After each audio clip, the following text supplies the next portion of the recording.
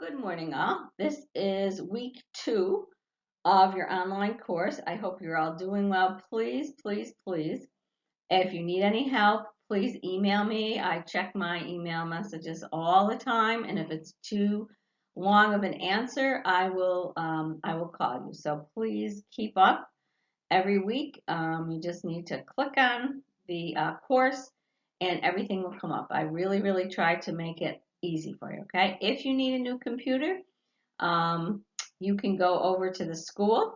You have to make an appointment first. I think I put the number in announcement, so please go there. Make sure you have Microsoft Office loaded on your computer, okay?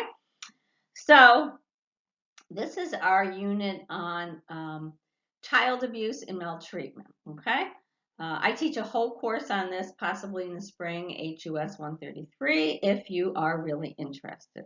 This is a huge topic, so this is just going to be really just a foundation in it, okay? Just a kind of a basic foundation in it.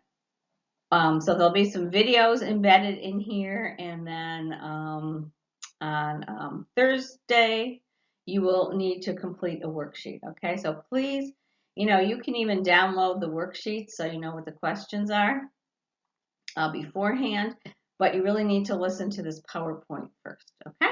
So different types of child abuse, not only in New York State, but in all states we have physical abuse, so different types. We have neglect, which is different from abuse. So we have physical abuse and physical neglect, sexual abuse and sexual neglect, psychological abuse and psychological neglect, and medical neglect and medical abuse. So those are the various categories.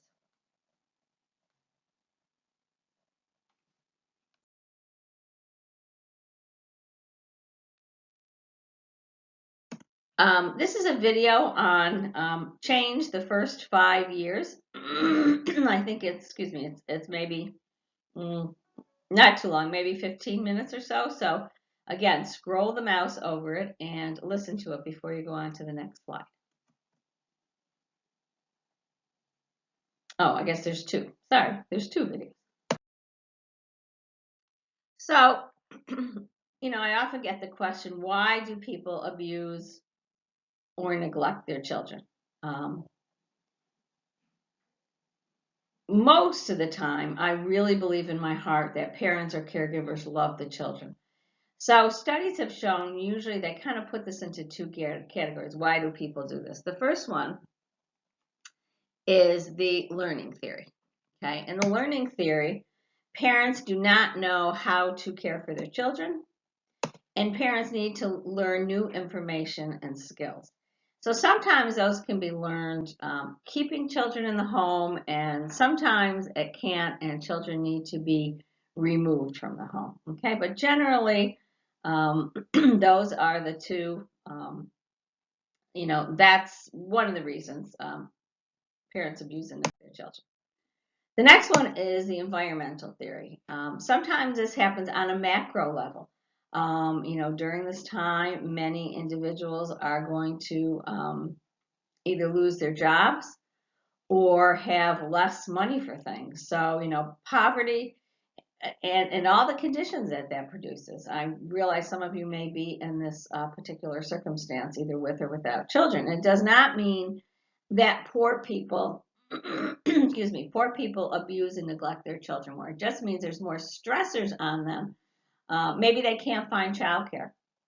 Maybe they live in a rural area and it's really difficult to find childcare. So, sometimes caseworkers, social workers need to work with individuals and say, how can we eliminate some of these macro stressors? I know a lot of you were interested in advocacy, and I'm really, really sad we did not get to continue that. But part of advocacy is advocating for change in laws. Like now they made childcare workers essential people.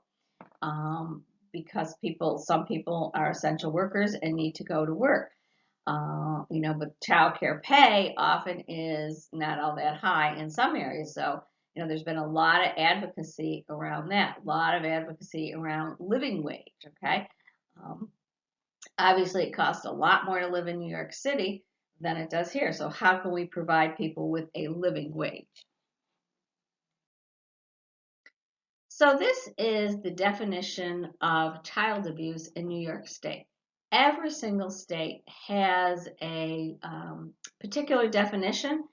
This is the one for New York State. They all look pretty much similar.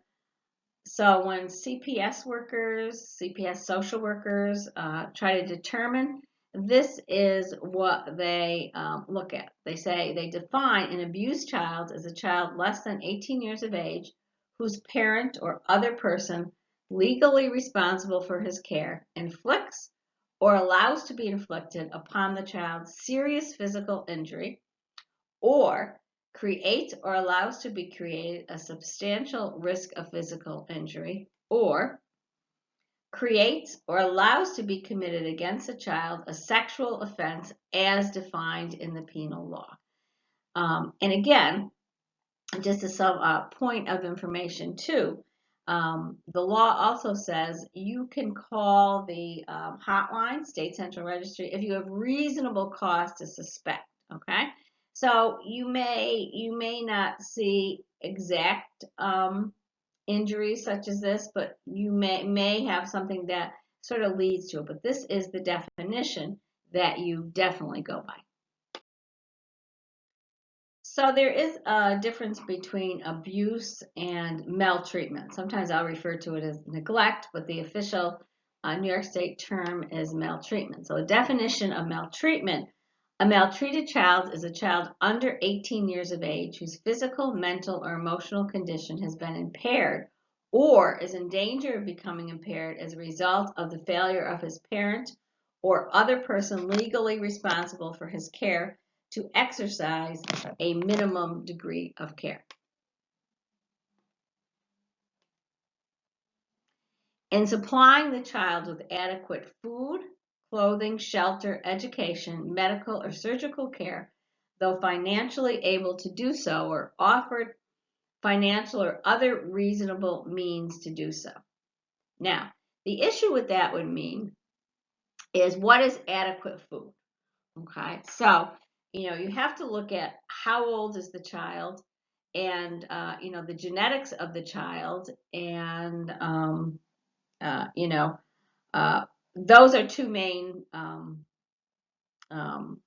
characteristics when you're looking at. So for example, for food, okay, so you may be a CPS worker. Let's say you go into a house, you're doing an investigation, and you don't see any food in the refrigerator. Okay, what could you conclude? Think about it for a minute. What could you conclude? So often people say they can conclude, the children aren't getting enough to eat. Maybe they eat out a lot. Maybe it's been a really busy week, okay? And maybe they were just about to go do grocery shopping. So you have to be really careful when you are trying to figure out what is adequate. You have to look at the age of the child. So for example, clothing, if a 3-year-old is going out on a 20-degree day with shorts on, and it's a consistent pattern, obviously that's going to be maltreatment. If a teenager goes out, they're not going to, no harm is going to come to them. So, you have to look at, again, the age of the child and something about their biology and their genetics. Further definitions of maltreatment are: by unreasonable inflicting or allowing to be inflicted harm or substantial risk thereof, including the affliction of excessive corporal punishment, or by using a drug or drugs, by any other acts of a similarly serious nature requiring the aid of a family court, because they can't possibly list all the different forms of maltreatment. Again, maltreatment, though, can also rise to the level of abuse, again, depending on the age of the child.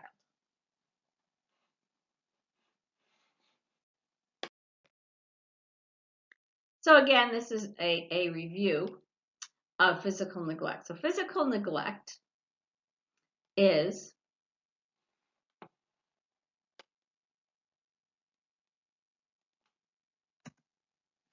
A child who is under 18, whose physical, mental, emotional, and educational condition has been impaired because of a lack of minimum degree of care. Okay, again, you have to look at the age of the child. Is the child safe? And also, has there been a pattern of neglect for the child? So if something happens once, it can be abuse if it's serious enough, but generally for neglect, maltreatment, there has to be a pattern. So emotional neglect is again, just as kind of a review for the definition, is impairment of emotional health and impairment of mental or emotional condition. So here are a couple examples of emotional neglect. Child abandonment, and that can include consistently picking up children late from childcare, maybe, or just leaving children home alone. So child abandonment. Environmental neglect. What would that look? Again, you have to look at the age of the child and safety. So, for example, if there's a lot of stuff, lying around on the floor, and you have an infant and the infant's crawling and putting things in his or her mouth, that could be environmental neglect. If it's a teenager, stuff all over, they may have caused it, that would not be environmental neglect. Educational neglect, not sending a child to school, not making sure the child has the correct educational tools for learning. And medical neglect, things like not sending the child to the doctor if they're sick, not keeping up on their medical appointments, things of that nature.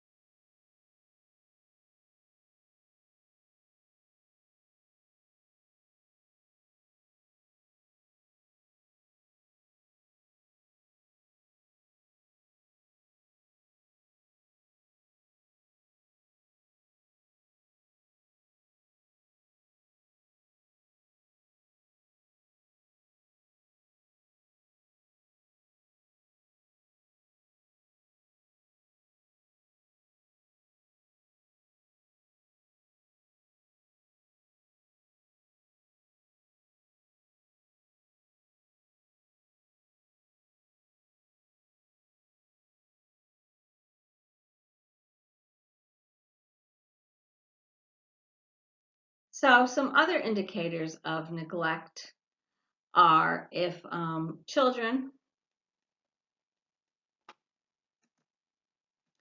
some behavioral indicators, excuse me. So some behavioral indicators are begging or stealing food. Again, you have to look at, some of the circumstances too. If children come from more food insecure homes, this may be their way of dealing with this. Or it could be that they're just not getting enough nourishment at home. So you really have to look at that very carefully. I know when I was in charge of children's centers for the YWCA of Northeastern New York, we had our main site, which sometimes tended to have more higher socioeconomic population, as opposed to a couple other sites around the city. The other sites would eat, children at the other sites would eat like twice as much. And it didn't mean that they were neglected. It meant they did not have as much food at home sometimes as the other children. So you have to look at the particular details. Poor school attendance. Why is it? Are the children sickly? Are the parents just keeping the children home because they can't get them to school? So again, what is the particular reason? Are they always tired? Why are they always tired? Are the parents bringing the children to work with them, or are there other